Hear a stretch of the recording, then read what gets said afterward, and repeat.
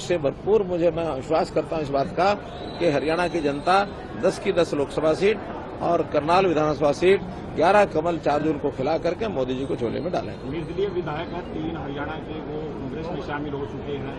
की बात करें, मैं अभी इससे पहले स्टेटमेंट दे चुका हूं। पहली बात तो वो शामिल नहीं हो सकते। जिस दिन शामिल होने की बात करेंगे उस दिन उनके सदस्यता चली जाएगी। मैं इसीलिए कह रहा हूं शामिल नहीं हो सकते। दूसरी बात, ये राजनीति का अखाड़ा ये कई दिन चलना है। बहुत से लोग हमारे संपर्क में हैं, वो चाहे जेजेपी के हों चाहे कांग्रेस के हों, वो अपने घर को संभाल के रखें, वरना वो चाहें तो उनके 30 विधायक आए मैदान में, देखेंगे क्या होना है। इसलिए किसी प्रकार का किसी नेता का नाम नहीं बताया, लेकिन धर्मपाल गोंदर कहते हैं बीजेपी के नेता ने मेरा कोई भी काम नहीं किया जब भी मैंने सड़कों का मुद्दा उठाया। जितने काम इस नीलोखड़ी विधानसभा के मैंने करवाए हैं, मेरे पास पूरी लिस्ट है और उस लिस्ट को उजागर करने के लिए भी तैयार हूं। लेकिन करना इसलिए नहीं है कि उनके कारण से नहीं कराए। हमने तो जहां कांग्रेस के विधायक थे वहां भी विकास के काम कराए हैं। हरियाणा में कम से कम 9.5 साल में कोई भी लोग ये नहीं कह सकते किसी विधानसभा से हमने कोई भेदभाव किया है। हरियाणा में मनोहर लाल ऐसा शख्स मुख्यमंत्री है कि पहली टर्म में जब हमारा पहला सेशन था, मैंने 5 करोड़ रुपया हर एक विधायक के लिए, किसी भी पार्टी का बना हो, उनको दिए।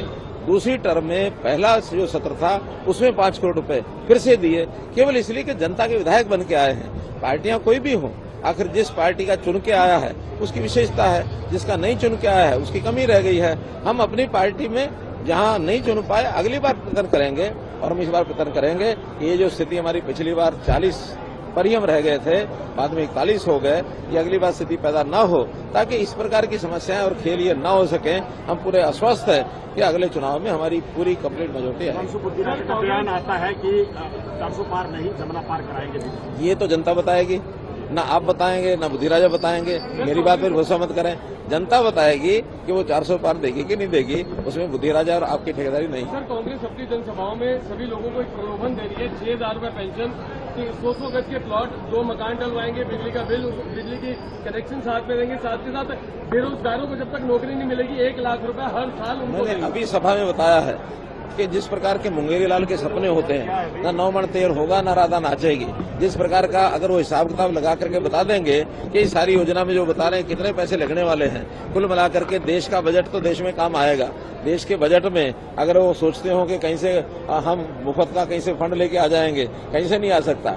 और हमारी जनता, देश की जनता, प्रदेश की जनता, ये एक जमीर वाली जनता है। मुफ्त का खाने के बजाय ये तो आम आदमी में बहस में भी कह देते हैं, भैया तेरे बाप का दिया नहीं खाता, मैं अपना खाता हूँ। इसलिए कमा करके खिलाना ये मोदी जी की योजना है, नीति है कि लोग काम करेंगे, मेहनत करेंगे, हमारी बहनें लखपति दीदी बनेंगी, ताकि अपना जो रोजगार वो करती हैं सेल्फ हेल्प ग्रुप से, उसको बेचने के लिए, उसकी मार्केट के लिए उपलब्ध कराएंगे, नए उत्पाद देंगे। हमारे नौजवान जो हैं बेरोजगार हैं, उनमें जो नौकरी, जो अच्छी टैलेंट वाले हैं उनको सरकारी नौकरी देंगे। जिनका उसमें बारी नहीं आएगी उनको हम कोई टैलेंट सिखाएंगे, उनकी स्किलिंग कराएंगे और उनको लोन दिलाएंगे, उनका काम कराएंगे। हमारे यहाँ बहुत योजनाएं हैं, स्टैंड अप योजना, स्टार्टअप योजना।